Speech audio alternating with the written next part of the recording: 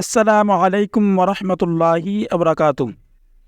আরবি প্রভাষক লিখিত প্রস্তুতির ধারাবাহিক পর্বের ফিকহ অংশের সাজেশনমূলক নতুন আরও একটি ক্লাসে স্বাগত জানাচ্ছি।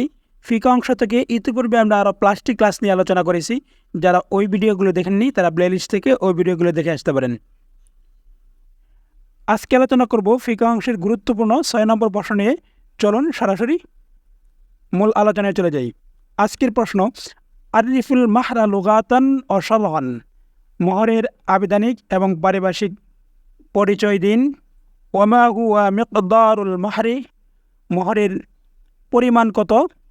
বাইয়িন, বর্ণনা করুন। মা বায়ানে তারিফুল মুহাররামাতি, মুহাররামাত এর পরিচয় সহ। ওয়া আকসামিহি, এবং তার প্রকারসমূহ। অর্থাৎ মোহরের আবিধানিক ও পারিভাষিক পরিচয় দিন, মোহরের পরিমাণ কত, মুহাররামাতের পরিচয় ও প্রকারভেদ বিস্তারিত আলোচনা করুন। প্রথমে আমরা সংক্ষিপ্ত ভূমিকা লিখব। আল মুকদ্দামাতু, ভূমিকা। আল মাহরু হাক্কুন লিল মারআতি, মোহর হচ্ছে নারীর অধিকার। কামা শারাহাহুল্লাহি, যেমন আল্লাহ তাআলা এই ব্যাপারে আইন করেছেন। ক্বালাল্লাহু তাআলা ফিল কুরআনিল মাজিদ, আল্লাহ তাআলা পবিত্র কোরআন মাজিদে বলেন, ওয়া আতুন নিসা, নারীদেরকে দিয়ে দাও। সাদুকাতিহিন্না, তাদের মোহরসমূহ। নিসলাতান, স্বেচ্ছায়, স্বপ্রাণিত হয়ে। ফাইন, আর যদি তিবিনা, ছেড়ে দেয়, লাকুম, তোমাদের জন্যে। আন শাইইন মিনহু, মোহর থেকে কোনো অংশ। নাফসান, নিজেই। ফাকুলুহু হানিয়াম মারিয়া, তাহলে তা থেকে তোমরা সানন্দে খেতে পারো। সূরাতুন নিসা 4 নম্বর আয়াত। এরপর মোহরের আবেদনের অর্থ। আল মাহরু লুগাতুন, মোহরের আবেদনের অর্থ। জামউহু মুহুরুন, মোহর এর বহুবচন হচ্ছে মুহুরুন। মানাহু এর আবেদনের অর্থ। আস-সাদাকু, বন্ধু। আন-নিহলাতু, মৌমাছি। আল আজরু, পুরস্কার। ওয়াল ফারিদাতু, অবশ্য কর্তব্য। এখন আমরা এর পারিভাষিক সংজ্ঞা নিয়ে জানব। ক্বালা সাহিবু শারহিল বিকায়া, শারহি বিকায়া গ্রন্থকার বলেন, হুয়া মা ইসাকু ইলা যাওজাতি, যা নারীকে প্রদান করা হয়।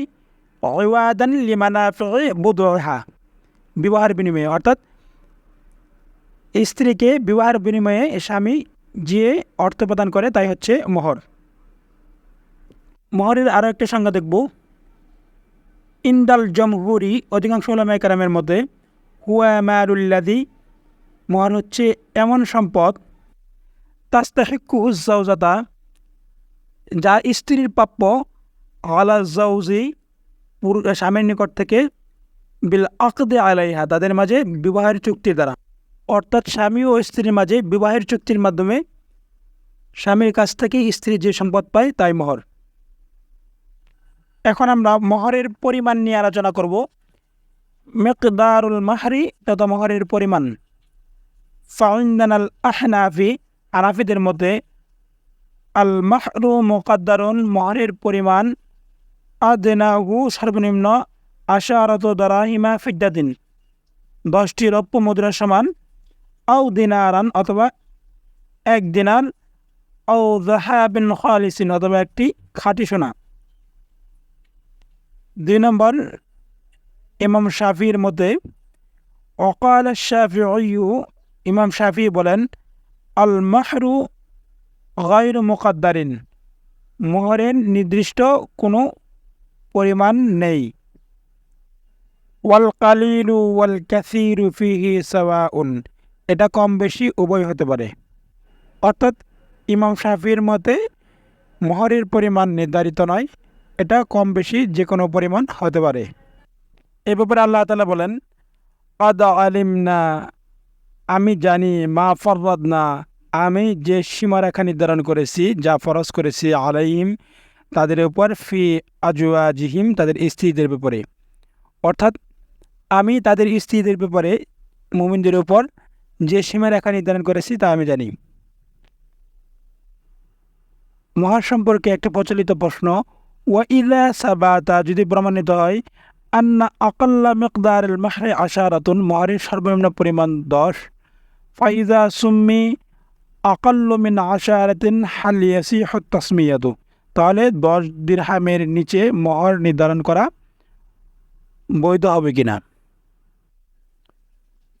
ফাইন্দা আসহাবিনা সালাসি, এই প্রশ্নের উত্তরে আমাদের 3 জন সাহাবীর মত হচ্ছে তাসিহু তাসমিয়াতু, অর্থাৎ 10 দিরহামের নিচে মোহর নির্ধারণ করা, নামকরণ করা বৈধ। ওই কাম্মালুল মাহরু আশারাতা দারাহিম, কেননা 10 দিরহামে মোহর পরিপূর্ণ হয়। আজকের প্রশ্নের তৃতীয় অংশ, তারিফুল মুহাররামাত তথা মুহাররামাতের পরিচয়।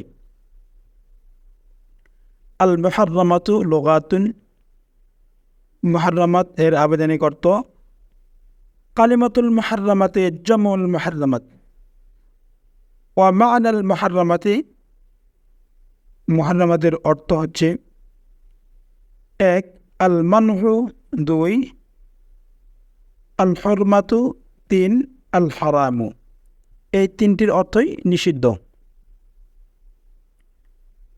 আল মুহাররামাতু ইসতিলাহান, মুহাররামাতের পারিভাষিক সংজ্ঞা।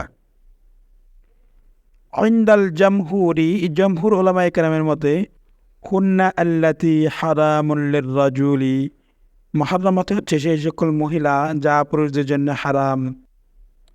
আন ইয়ানকিহাহুন্না, বিবাহ করা, ফি জামিয়া আওকাতিন, চিরস্থায়ী, আও ফি আওকাতিন মখসুসিন, বা নির্দিষ্ট সময় পর্যন্ত।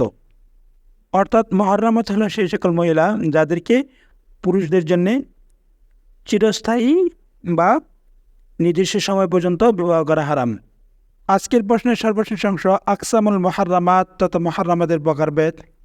ওয়াহিয়া আলা কিসমাইনে, মুহাররামাত 2 প্রকার। আল মুহাররামাতুল মুআব্বাদাতু, তথা চিরস্থায়ী নিষিদ্ধ। আল মুহাররামাতুল মুআক্কাতাতু, তথা অস্থায়ী নিষিদ্ধ।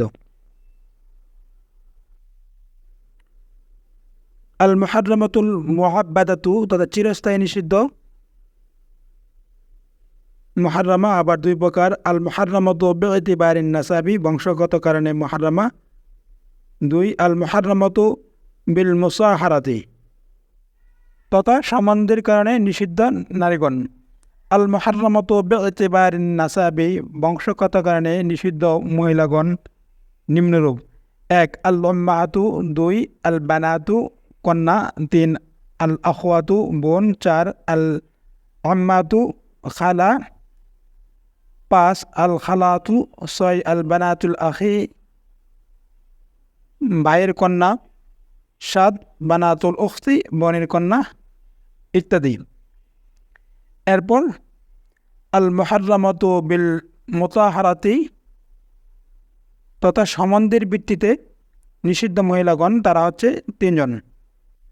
1 উম্মাহাতুজ জাওজাতি, স্ত্রীদের মাতা।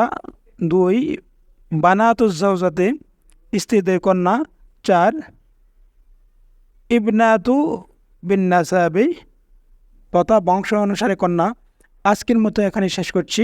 আবার কথা হবে নতুন কোনো পর্বে। সে পর্যন্ত সকলে ভালো থাকবেন, সুস্থ থাকবেন। আসসালামু আলাইকুম ওয়া রাহমাতুল্লাহি ওয়া বারাকাতুহু।